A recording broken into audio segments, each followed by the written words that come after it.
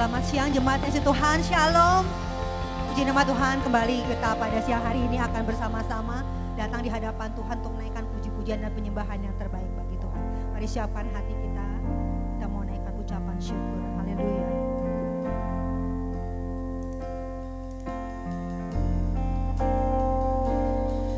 Ku ada sebagaimana ku ada, berdiri menghadap tatamu Bapa, semua karena anugerah-Mu yang telah selama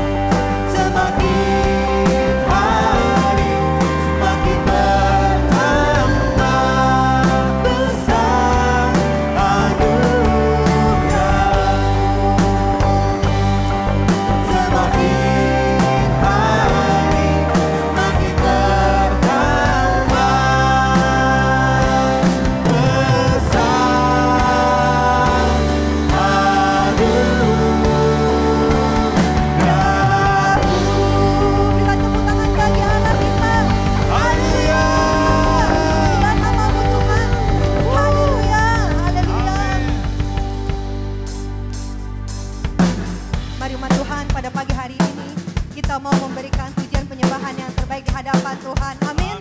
Yang mau boleh lambaikan tangannya. Oh, haleluya. Mari kita mau bersuka di hadapan Tuhan. Sebab Dia baik pada kita.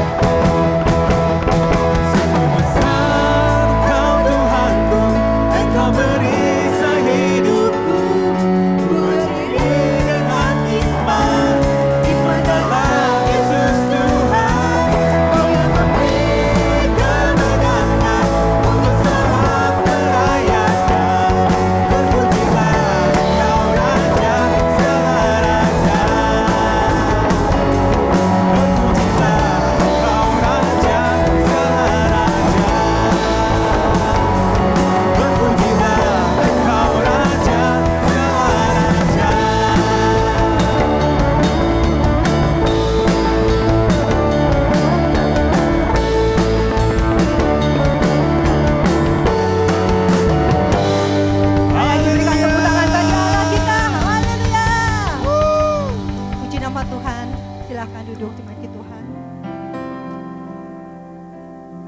Kita mau ingat pesan Tuhan minggu ini buat setiap kita jemaat Tuhan tempat ini. Untuk kita boleh waspada dalam menghadapi serangan musuh. Tapi saya percaya ketika kita terus melekat kepada Tuhan, maka kita aman di dalam lindungannya. Mari umat Tuhan, bila saat ini kita mau perkatakan Mazmur 91 melalui nyanyian yang kita akan nyanyikan bersama-sama sekarang. Haleluya.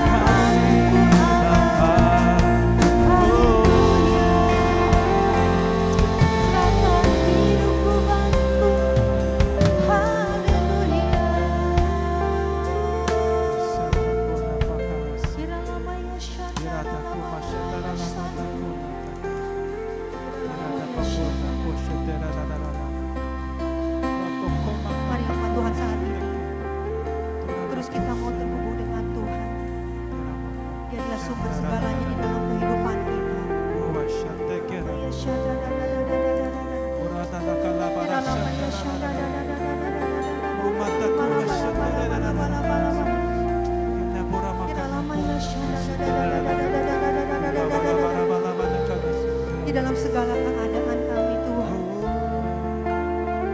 kami mau taruh kepercayaan kami hanya kepadamu.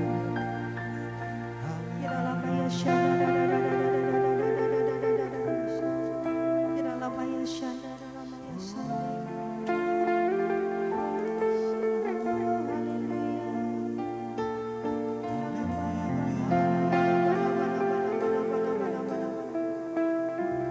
terima kasih Tuhan untuk firman-Mu yang senantiasa Kau berikan untuk menguatkan setiap kami.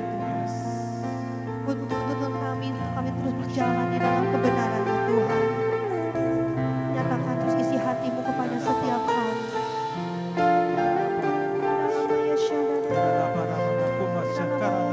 Berikan kepada kami hati yang terus percaya kepada-Mu. Berikan kepada kami hati yang taat untuk melakukan segala perintah-Mu. Karena kami percaya Tuhan, setiap perintah-Mu itu Tuhan untuk kebaikan kami. Terima kasih Bapa.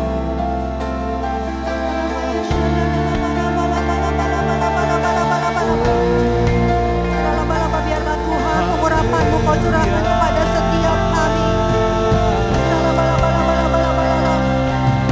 Kau membangkitkan kami yang lemah Tuhan.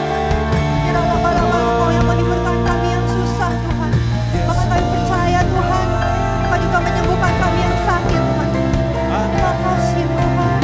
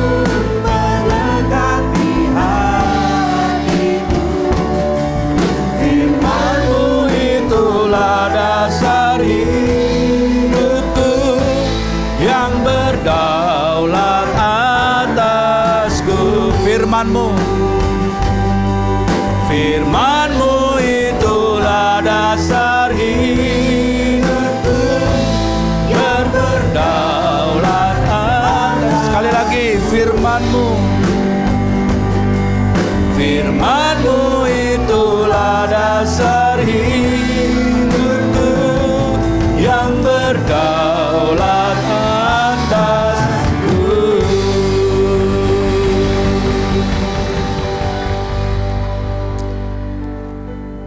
Allah Tritunggal yang Maha Kudus, kami siapkan hati kami untuk firman-Mu ya Tuhan. Apa yang sudah Engkau persiapkan melalui hamba-Mu ya Tuhan, berbicaralah ya Roh Kudus di tengah-tengah kami, tambah-tambahkanlah kepada kami pengetahuan, pengertian dari Tuhan, untuk kami boleh bergerak makin hari makin bertumbuh ke arah Kristus yang menjadi idola kami, yang menjadi teladan kami ya Tuhan. Terima kasih untuk semua hal yang Kau perbuat dalam hidup kami sepanjang minggu ini ya Tuhan.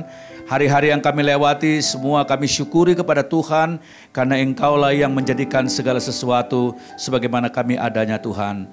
Persekutuan kami dengan orang percaya melukiskan kami adalah anak-anak Tuhan yang saling mengasihi, satu tujuan, satu pengharapan dalam Tuhan, di mana kami menemukan Kristus yang hadir di tengah-tengah kami, yang menguatkan dan memberi kepada kami kehidupan. Demi nama Yesus Kristus, kita yang siap mendengar firman bersama katakan, amin. Beri kepada Tuhan kita kemuliaan. Silakan duduk Bapak Ibu yang dikasihi Tuhan, puji Tuhan. Shalom, salam sejahtera dalam kasih Tuhan kita Yesus Kristus. Wow, ini penuh juga ya, jam 10 ya. Tadi saya baru bilang sama Pak Gembala, waktu saya terakhir kali ke sini jam 10 penuh, tapi jam 7 sedikit sekali. Tapi tadi jam 7 juga penuh saudara ya, jadi puji Tuhan ya. Anak-anak Tuhan antusias beribadah kepada Tuhan, amin. Nah, khotbah saya pagi hari ini, maksud saya siang ini berbeda dari khotbah saya yang pertama tadi. Kalau yang walaupun terkait saudara-saudaraku, kalau tadi saya berbicara tentang living a generous life atau menghidupi kehidupan yang bermurah hati, saya akan menjelaskan kepada saudara tentang bagaimana kita gereja sebagai ini ya, bukan sebagai ini, maaf ini salah spelling, ada A-nya kurang, sebagai keluarga Allah ya. When we think about church, how we describe, bagaimana kita menggambarkan gereja, saudara? Do you think that's kind of a social club? No, bukan seperti social club ya. So, saudara juga harus mengerti bahwa gereja itu banyak digambarkan oleh Alkitab. Mungkin kalau saya khotbah bisa berseri, bisa 10 kali ya. Jadi kebetulan saya belum lama kasih diklat pejabat GBI tentang doktrin mengenai gereja. Gereja itu banyak sekali dilukiskan oleh Tuhan. Ada yang disebut sebagai domba Allah, pengantin Kristus, bangunan Allah. Kemudian ada juga disebut gereja sebagai sebagai peziarah ya, yang hanya menumpang sebentar di dunia ini. Ada juga gereja disebut sebagai tubuh Kristus dan banyak sekali penggambaran mengenai gereja. Nah, salah satu adalah household of God atau keluarga Allah, rumah tangga Allah, ya, gereja sebagai rumah tangga Allah. Nah, pertama-tama saya ingin melihatkan kepada saudara beberapa ayat yang penting bagi kita, bahwa dikatakan di dalam Roma pasalnya yang ke-8 29, from the beginning God decided that those who came to him, jadi sejak semula yang dipilihnya itu, mereka juga ditentukannya dari semula untuk menjadi serupa dengan gambar anaknya itu. So, kita adalah gereja merupakan kumpulan dari orang-orang yang telah ditebus oleh Tuhan, tetapi bukan for the sake of redemption itself, bukan hanya untuk penebusan itu sendiri, tetapi dia adalah suatu gambaran yang makin hari didorong untuk menjadi serupa dengan Tuhan Yesus Kristus. Amin. Jadi gereja itu bukan berhenti kepada menikmati apa yang disebut dengan pilihan Tuhan. Kemudian 1 Tesalonika 5 ayatnya yang ke-11 dari New International Version berkata, encourage each other and build each other up. Karena itu nasihatilah seorang akan yang lain dan saling membangunlah kamu. Nah, ini gambaran keluarga ya, di mana ada saling membangun sama satu sama lain. Nah, ada hal yang menarik di sini dalam Efesus 4:16 dalam Living Bible dikatakan demikian. Under Christ's direction, di bawah pimpinan Kristus, seluruh tubuh, maksudnya gereja itu, ya digabungkan bersama-sama, fitted together di tiap-tiap bagian. Jadi kita ini adalah tiap-tiap bagian dari tubuh itu sendiri. Nah, kalau kita lihat di Korintus, Paulus mengidentikan, maksud saya, menyamakan antara gerejanya itu seperti tubuh, di mana karunia-karunia yang kita miliki itu sebagai bagian yang menyatukan tubuh itu. Dan ada 3 target yang dimaksudkan di sini sebagai gereja keluarga Allah. Pertama adalah sehat, bertumbuh, penuh kasih. So the whole body is healthy, growing and full of love. Wah, ini idealnya ini ya. Jadi gereja itu sebagai keluarga Allah harus memenuhi 3 unsur ini idealnya. Dia sehat, growing, dan full of love. Nah, saudara-saudara, banyak gereja yang kita lihat, pertanyaan sekarang apakah dia healthy? Kadang-kadang obesitas itu belum tentu healthy. Artinya mega church yang besar itu belum tentu healthy. Ya, walaupun banyak jemaatnya ribuan, tapi siapa tahu obesitas. Ya, menyimpan banyak penyakit. Apakah stagnan, bertumbuh, dan apakah full of love sebagai keluarga Allah? Nah, saudara, saya akan share kepada saudara bagaimana kita menjadikan gereja sebagai keluarga. Ya, sebagaimana keluarga. Yang pertama saudara-saudara, dengan cara kita mengafirmasi bahwa setiap orang di gereja ini bernilai. Mari bersama-sama saya tekan, setiap orang bernilai. Ya.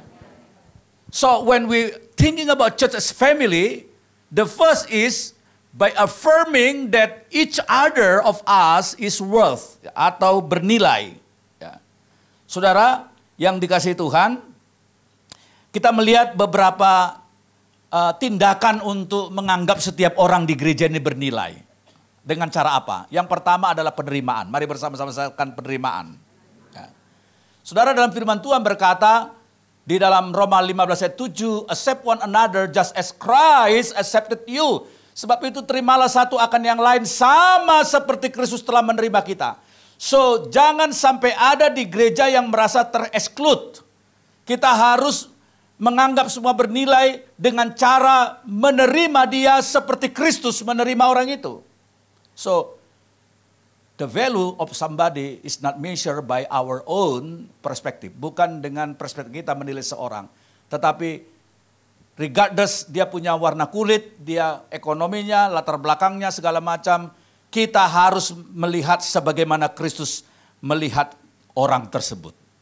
Kalau kita melihat orang lain itu seperti Kristus melihat orang itu, maka kita tidak akan pernah melecehkan orang, kita tidak akan pernah mengeksklud orang, ya. Mungkin dia kekurangan dalam fisik dia disabilitas, atau mungkin dia di dalam hal pendidikan kurang, atau dalam ekonomi kurang, whatever. Saya mau berkata kepada saudara, di dalam Kristus kita sama-sama orang berdosa yang menerima penebusan dia. So keberdilaian seseorang adalah berdasarkan apa yang Kristus perbuat kepada orang itu. So accept him, her, as Christ accepted him or her. Sebagaimana Kristus menerima dia. Nah yang kedua saudaraku, menganggap orang bernilai bukan hanya melalui tindakan penerimaan yang tulus, tapi juga attention, perhatian. Galatia pasal 6 ayat 10 berkata, give special attention to those who are in the family of believer. Berbuat baiklah terutama kepada kawan-kawan kita seiman. Jadi saudara-saudaraku, perlu saudara-saudara yang namanya memperhatikan, ya, berbuat baik. Ya, Paulus mengatakan di Korintus, bahkan mereka yang kelihatan lemah justru itu yang harus mendapat perhatian. Ya. Justru yang dianggap itu harus menerima perhatian. Kadang-kadang di gereja butuh orang-orang yang diperhatikan. Kita harus punya hati seperti Barnabas yang punya hospitality, keramah tamahan. Saudara, saya belum lama khotbah di Jakarta Timur. Ada seorang guru SMP yang juga pengerja di gereja itu cerita kepada saya. Saya kira orang seperti ini perlu banyak di gereja. Apa itu? Dia itu punya passion mengasihi anak-anak. Satu kali dia bilang gini sama saya, Pak Gultom, saya ketemu seorang anak, sebenarnya dia pinter, tapi nilainya semua jeblok. Dia heran, kenapa anak ini pinter tapi nilainya jeblok. Rupanya setelah dikonseling, anak itu nangis, dia bilang gini, saya nggak punya masa depan, saya percuma sekolah. Rupanya anak ini, jadi papanya sudah lama kabur dari rumah, mamanya jam 3 pagi harus jualan di pasar cari uang, dan mamanya pukul anak ini kalau tidak mau bantu pagi-pagi bangun jam 3 untuk bantu mamanya angkut-angkut di pasar. Dan dia tidak pernah punya figur bapak, mamanya sibuk mamanya sibuk jualan di pasar, anak ini nggak pernah dipeluk, lalu anak ini merasa bahwa dia nggak punya masa depan. Begitu tahu guru ini yang juga adalah pengerja di sebuah gereja Bethel di Jakarta Timur yang saya khotbah kemarin, dia mengatakan, saya akan temui mamamu. Begitu temui mamanya mamanya bilang apa? Iya Pak, saya repot, saya nggak punya waktu urus dia. Jadi anak ini akhirnya dia berkata kepada anak ini, nak, kamu punya masa depan, saya akan tanggung jawab atas hidupmu. Terus anak itu dirangkul, dia nangis meraung-raung karena belum pernah ada seorang tua yang merangkul anak ini. Dan saudara, akhirnya setelah itu dia ceria dan nilainya akhirnya bagus-bagus saudara. Ya. Saudara, teman istri saya, ya, ada teman istri saya punya anak, saudara, 2 orang. Yang satu itu autis, tapi bukan autis parah. Anaknya ini ganteng, rambutnya tebal gitu ya. Tapi papanya tukang selingkuh, main perempuan, kadang kabur, balik lagi, kabur, balik lagi. Terus kalau berkelahi dengan mamanya selalu bilang, aku menyesal anak ini lahir, anak ini merasa tertolak. Dan istri saya satu kali kalau ketemu itu peluk anak ini, mamanya bilang saya nggak pernah dan papanya nggak pernah peluk anak ini. Bayangkan saudara, ada banyak orang tua yang nggak pernah peluk anaknya. Saya saja, anak saya nomor 2 namanya Brian yang sudah mau sarjana itu saudara, ya laki-laki. Itu saking gemesnya saya, kadang-kadang kita orang tua nggak ngeh bahwa dia sudah anak muda, sudah remaja gitu ya.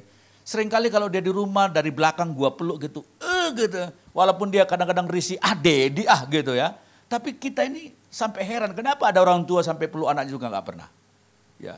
Nah, saudara-saudara, nggak punya special attention kepada ini, saudara. Jadi di gereja, saudaraku, kita perlu ada orang-orang yang perhatikan betapa banyak orang yang butuh kasih sayang, butuh perhatian, saudaraku ya. Nggak didapatkan di rumah. Nah, orang-orang gereja, lihat, saudara. Kalau setiap kita ini punya hati seperti ini, maka banyak jiwa akan datang kepada Tuhan. Amin. Nah, jadi kebernilaian itu dengan apa? Attention. Selain penerimaan attention. Berikutnya dengan apa? Tentu dengan afeksi atau kasih, saudara-saudaraku. Roma pasal 12 ayat 10 dikatakan, love one another with brotherly affection as a members of one family. Hendaklah kamu saling mengasihi sebagai saudara dan saling mendahului memberi hormat. Jadi saudara-saudara yang dikasihi Tuhan Yesus Kristus, bukan hanya omdo, tapi betul-betul kasih yang tulus.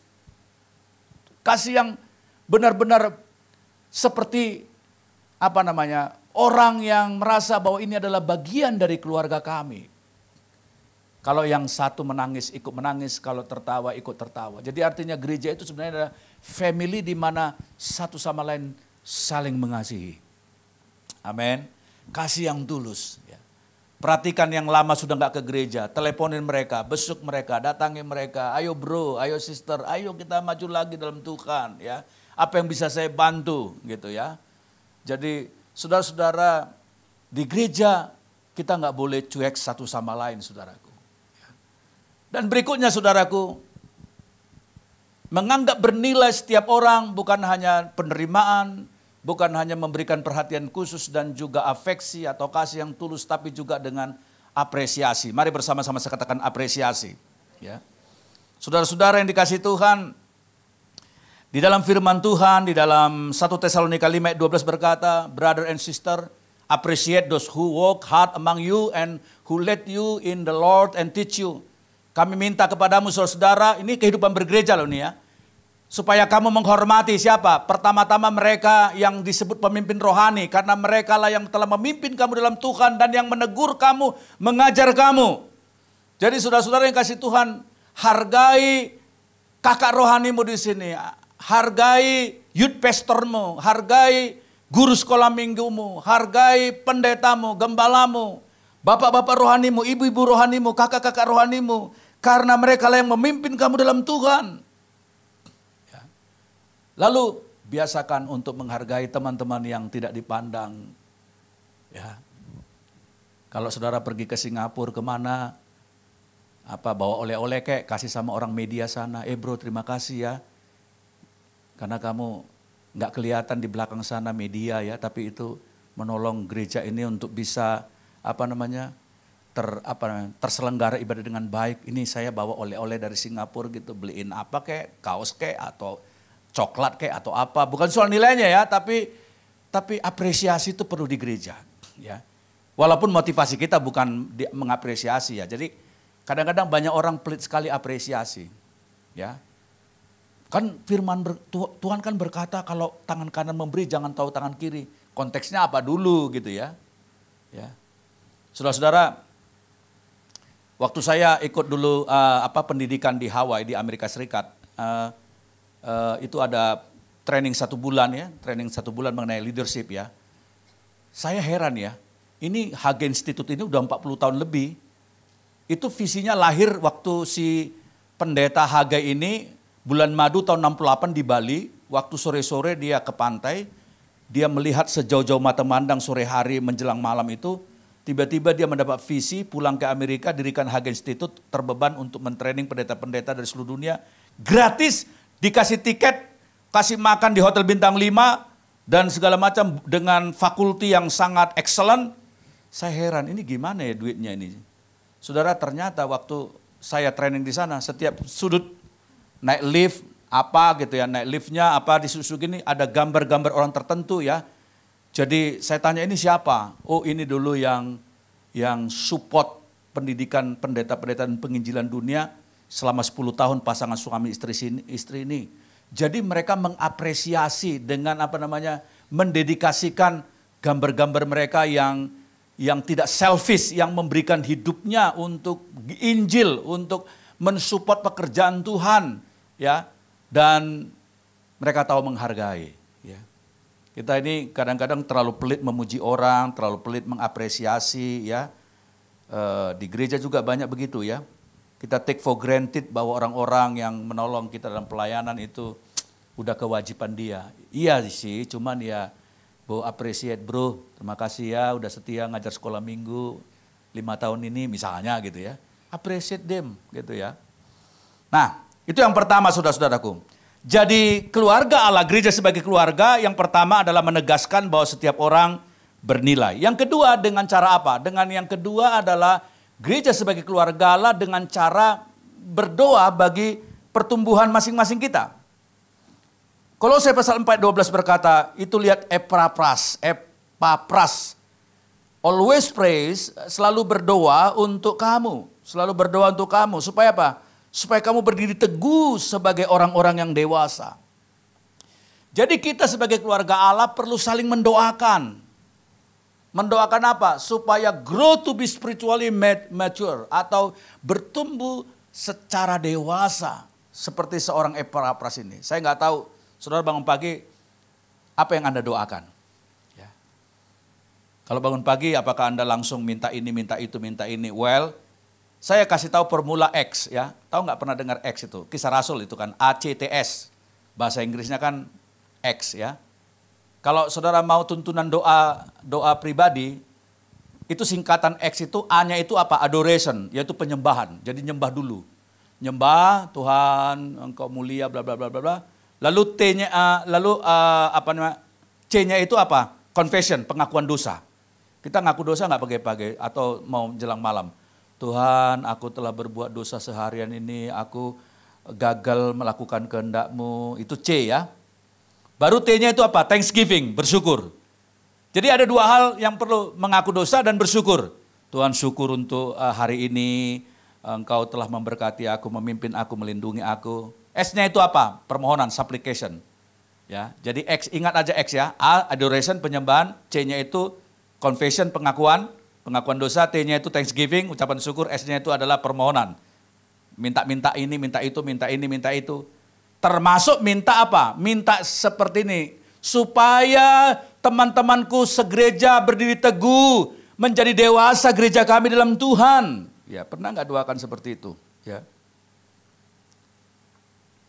Sebenarnya banyak yang contoh-contoh doa. Ini saya kasih hanya 3 ya.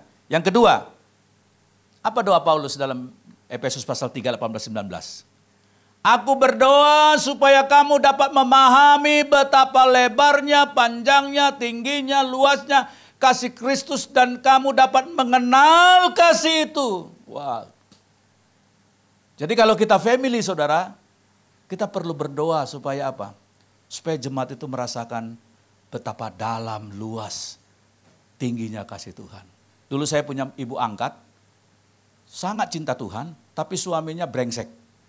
Dia aktif di gereja, dia ibu angkat saya dulu ini, ya karena Tuhan sih, karena Tuhan. Tapi melalui ibu ini, saya dulu bisa kuliah sampai S2, S3 karena dia support saya. Ya, dia support saya. Nah, saudara-saudara, dia pernah cerita, ibu angkat saya ini yang sudah meninggal umur 80-an, dia mengatakan nih, dulu suami saya itu bilang gini, kalau kamu bisa doa sama Tuhan, minta beras turun dari langit 1 karung di depan saya, maka saya ikut Allahmu, ikut Tuhanmu, gitu suaminya. Sombongnya bilang gitu. Ya nggak mungkin lah, Tuhan mau. Emang apa, seperti Yesus ya, kalau kamu itu juru selamat, jatuhkan dirimu nanti akan ada yang menatang engkau, atau jadikan batu ini roti ya. Bukan tidak bisa, tapi Tuhan tidak mau disetir dengan perintah seperti itu. Nah, cuman ibu angkat saya cuman bilang gini, Tuhan, biarlah suami saya melihat betapa luas dan lebarnya kasih-Mu Tuhan. Satu kali dijawab Tuhan doanya, udah puluhan tahun suaminya ini sombong dan nantang-nantang Tuhan. Satu kali suaminya jatuh sakit keras. Apa yang terjadi, istrinya ini, mama angkat saya ini, bawa teman-temannya gereja, doakan, besuk ke rumah sakit, doakan. Dia menangis di tempat tidurnya yang sudah sekarat itu dia mau mati. Didoakan, dia lihat kasih Tuhan yang panjang dan lebar itu melawat dia melalui ibu-ibu yang dari gereja doakan dia ini. Sejak itu Tuhan jamah sembuhkan dia, terima Yesus dan dibaptis dan menjadi anak Tuhan. Amin. Amin. Beri kepada Tuhan kemuliaan, amin. Jadi ngadapin orang keras yang menantang Tuhan atau familimu yang ngejek-ngejek, doakan aja Tuhan biar dia mengalami kasih Allah itu betapa luas dan lebarnya gitu ya. Biar Tuhan yang akan berperkara kepada dia ya. Doa yang ketiga, sekali lagi banyak doa dalam Alkitab ya. Tapi dikatakan Ibrani 13:21, aku berdoa kiranya kamu melakukan kehendaknya dan mengerjakan apa yang berkenan kepadanya. I pray you will always be eager to do right. Pernahkah kita berdoa, Tuhan aku berdoa supaya teman-temanku seiman Tuhan melakukan kehendak-Mu. Wah. Jadi saudara-saudara sebagai keluarga kita harus apa? Harus saling mendoakan. Yang didoakan apa? Bukan hanya berkati dia Tuhan secara duit, bukan hanya gitu ya. Tapi Tuhan aku berdoa supaya mereka mengerjakan apa yang berkenan kepadamu. Melakukan sesuatu yang baik. Gitu. Yang ketiga saudara-saudaraku, sebagai keluarga, kita bukan hanya menilai setiap orang, maksud saya menganggap setiap orang bernilai dan juga saling mendoakan. Tapi juga sebagai keluarga apa yang, Anda kalau memikirkan keluarga tentu nggak usah jauh-jauh ya, keluarga kita sendiri. Apa yang membuat kita bertahan menjadi keluarga? Dan apa yang membuat keluarga itu berantakan sampai suami istri cerai? Karena yang nomor 3 akan saya katakan ini. Jadi yang ketiga ini juga kunci penting dari memelihara gereja sebagai keluarga dan keluarga kita secara lahiriah apa? By admitting our own mistakes. Saling mengaku dosa, saling mengaku salah. Efesus 4:25 berkata, tell each other the truth. Because we all belong to each other. Buanglah dusta dan perkatakanlah seorang kepada yang lain karena kita adalah sesama anggota. Jadi sebagai keluarga Allah, jangan cuma mau menang-menang sendiri. Ya, kalau salah yang aku salah, yes. Admit your mistake. Ya. Sebagai suami istri, saudara-saudaraku, apa yang membuat saudara bertahan? Saya mengkonselingi 3 pasangan pendeta yang nyaris bercerai sekarang. Ada yang menikah 20 tahun, ada yang 8 tahun, ada yang baru seumur jagung. Sudah anaknya masih kecil-kecil, sudah pisah ranjang. Kenapa saudara-saudaraku? Kuncinya di sini, masing-masing egois. Masing-masing mengklaim dirinya paling benar. Ya, seorang istri yang saya konselingi, dia selalu ngomong soal kelemahan suaminya. Sampai lama, lalu kemudian berhenti satu titik saya mengatakan, oke, sekarang saya ingin dengar apa salahmu. Saya mau ingin dengar. Karena dari tadi kamu cuma ngomongin kesalahan suamimu. Dari tadi kamu ngomong suamimu itu begini. Sekarang di hadapan suaminya saya ngomong. Dengan istri saya berempat kami. Sekarang kamu udah ngomong dari tadi suamimu begini, begunu, brengsek.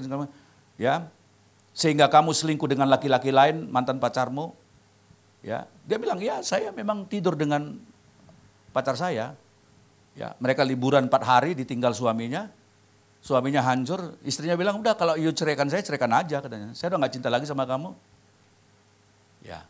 Jadi ngomong-ngomong suaminya ini gini, terus kelemahan suaminya. Oke, saya bilang cukup, sekarang aku mau ingin dengar apa kelemahanmu.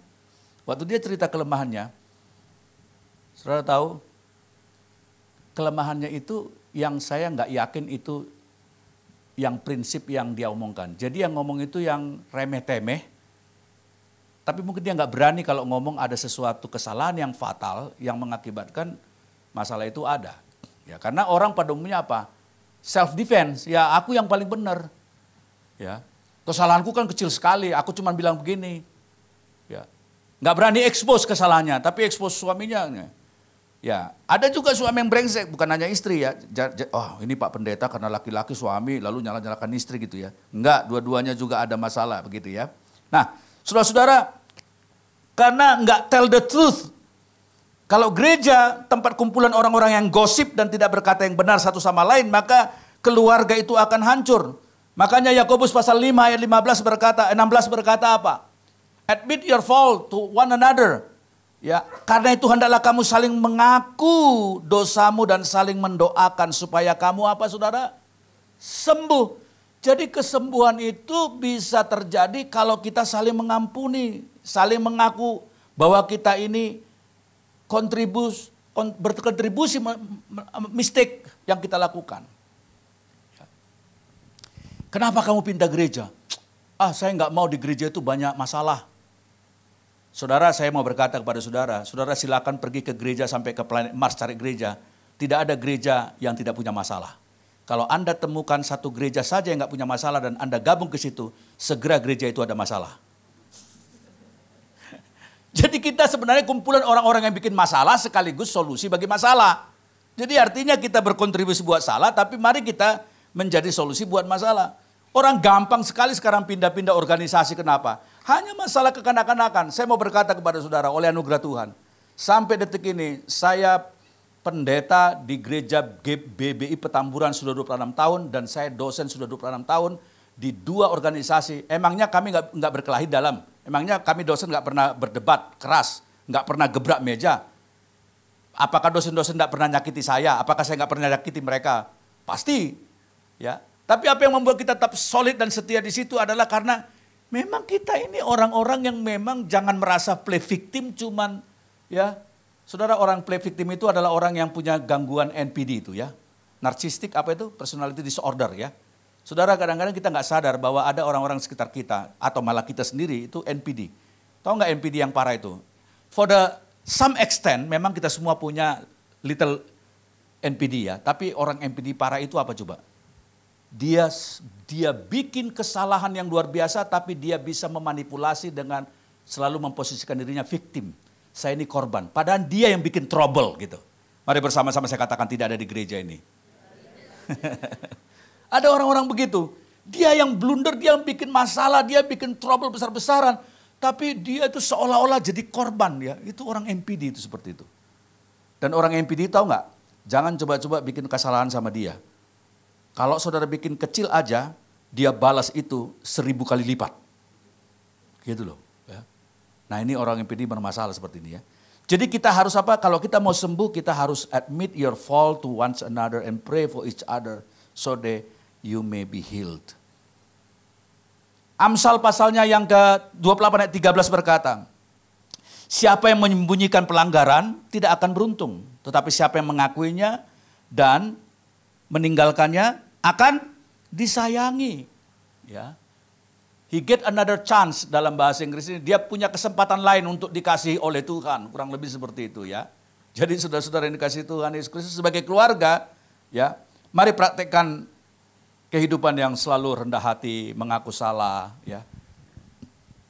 Kalau kita ini ya tidak ada ya sesuatu yang menjadi hilang karena keluarga. Masa saudara lose your faith, face karena saudara mengaku salah, ya gitu ya. Kadang-kadang suami istri kan begitu, gengsinya minta ampun. Padahal itu adalah pasangan sendiri. Kenapa kamu harus kehilangan gengsi hanya gara-gara berkata I'm sorry? Ya. Katanya perempuan itu bisa mengingat sejarah 1 abad yang lalu, tapi password yang dia setting 2 jam yang lalu dia bisa lupa. Jadi memori perempuan beda sama memori laki-laki ya, untuk mengingat sesuatu kesalahan gitu ya. Nah, saudara-saudara, jadi apa yang mau saya katakan adalah bahwa sebagai keluarga kita harus apa? Kita harus membiasakan diri mengaku bahwa kita salah. Yang terakhir saudara-saudaraku, gereja sebagai keluarga apa? Dinampakkan dengan saling mendorong komitmen-komitmen kita ya. Roma pasal 1 ayat 12 berkata, I want you to help each other with the faith we have supaya aku ada di antara kamu dan turut terhibur oleh iman kita bersama, baik oleh imanmu maupun oleh imanku. Jadi saudara-saudara, mari kita ingatkan komitmen kita masing-masing ya. Dulu kita komit baca Alkitab tiap hari satu pasal, sekarang sudah kendur. Ayo ingatin lagi sebagai keluarga, ingatin lagi. Ayo dong, maju lagi dong. Dulu rajin komsel, bertahun-tahun sekarang sudah mulai hilang dari komsel. Ayo kita dorong. Ya, mari kita encouraging komitmen-komitmen kita masing-masing ya. Dulu kita mungkin sudah undur dari gereja, jangan bilang gini. Dia misalnya ada yang dulu rajin ke gereja, tiba-tiba hilang berapa bulan, berapa tahun gitu. Tiba-tiba datang, bukannya, "Hey bro, wih datang ya, terima kasih Tuhan," gini. Harusnya begitu, tapi nih, tumben lu nongol, gua kira lu udah mati. Dia akhirnya balik lagi, dia nggak mau lagi dia ke gereja. Bukannya disemangati gitu ya, didorong gitu kan. Dia udah mau komit lagi nih ke gereja nih, tiba-tiba, tumben gua pikir lu udah mati. Waduh, dia balik lagi saudara. Suaminya bilang, "Mah, pokoknya start 1 Januari saya mau putus dari rokok. Saya nggak mau merokok lagi." Aturan istrinya kan, "Ya, kamu bisa Pak, kamu bisa." Ini dia bilang apa? "Kayak nggak kenal lu aja, gua mau lihat dulu." Gitu. Lu orangnya paling juga cuman 1 minggu gitu. Dia langsung keder, langsung, aduh.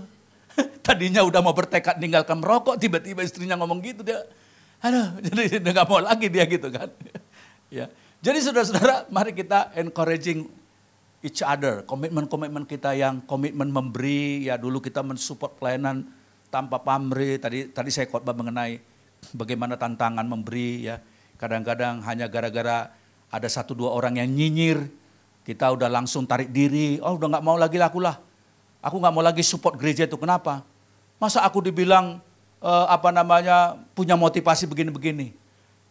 Bayangin saudaraku, ada orang banyak di gereja ini yang begitu terberkati oleh supportmu bagi pelayanan. Hanya gara-gara 1-2 orang yang nyinyir, yang memang dia punya karunia nyinyir. Ya. Kok saudara jadi undur? Nggak mau lagi saya sakit hati. Loh, jangan saudara ya. Jadi saudara lihat apa komitmen kita yang udah mulai kendur. Mari kita dorong. Gereja sebagai keluarga tempat menyemangatin ya. Ayo lakukan lagi. Ayo komsel lagi. Ayo datang lagi. Pemain musik bisa ke depan. Ayo kita doa lagi gitu ya. Dan saya percaya saudaraku, itulah yang dimaksudkan gereja yang tadi, 3 tadi apa? Healthy, growing, dan full of love. Amin. Saya rindu melalui firman Tuhan ini, gereja ini akan makin hari makin melekat satu sama lain, saling mengasihi, bertumbuh, dan berbuah bagi kemuliaan Tuhan. Amin. Mari kita tunduk kepala bersama-sama. Terima kasih Tuhan untuk firman-Mu hari ini Tuhan. Biar Tuhan terus berbicara kepada kami, menjadikan kami gereja yang ideal dalam pandangan Tuhan, yang ditandai kami merasa bahwa ini adalah keluarga Allah, yang telah Kau pilih, Kau tentukan untuk menjadi serupa dengan Tuhan Yesus Kristus. Biar kami bertumbuh, penuh kasih, dan saling menopang satu sama lain, dan juga mendukung pekerjaan Tuhan di tempat ini ya Tuhan. Ku telah mati dan tinggalkan cara hidupku yang lama. Semuanya sia-sia. Semuanya sia-sia dan tak berarti lagi hidup ini ku letakkan pada mezbah-Mu ya Tuhan. Jadilah padaku seperti yang Kau ingini ku telah mati. Mari kita bersama-sama. Ku telah mati dan tinggalkan cara hidupku yang lama. Semuanya sia-sia dan tak berarti lagi. Hidup ini ku letakkan pada mesbah-Mu ya Tuhan. Jadilah padaku seperti yang Kau ingini. Jadilah padaku seperti yang Kau ingini. Terima kasih Bapa untuk firman-Mu yang Kau sampaikan pada siang hari ini melalui hamba-Mu Pak Junifrius Gultom. Kiranya Tuhan apa yang Kau sampaikan kepada kami, di mana keberadaan kami sebagai gereja Tuhan. Kami boleh saling mengasihi, kami boleh saling membangun satu dengan yang lain. Dan kami terus boleh berdiri teguh Tuhan untuk menjadi terang Tuhan di tengah-tengah bangsa ini. Terima kasih Bapa, di dalam nama Tuhan Yesus kami berdoa mengucap syukur. Amin. Berikan tepuk tangan buat firman Tuhan pada pagi hari ini.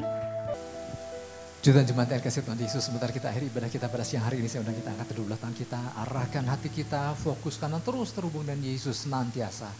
Pergilah, pulanglah dan jadilah saksi-saksi Kristus. Mari jemaat yang dikasih Tuhan, terimalah berkat damai dan sejahtera daripada Allah Bapa, kasih karunia daripada Tuhan Yesus Kristus, dan persekutuan Roh Kudus yang ada dan manis menyertai setiap kita semua mulai daripada siang hari yang indah ini sampai hari Maranatha. Tuhan Yesus menjemput setiap kita di awan-awan yang permai. Setiap kita yang percaya menerima, kita sama-sama katakan amin. Amin.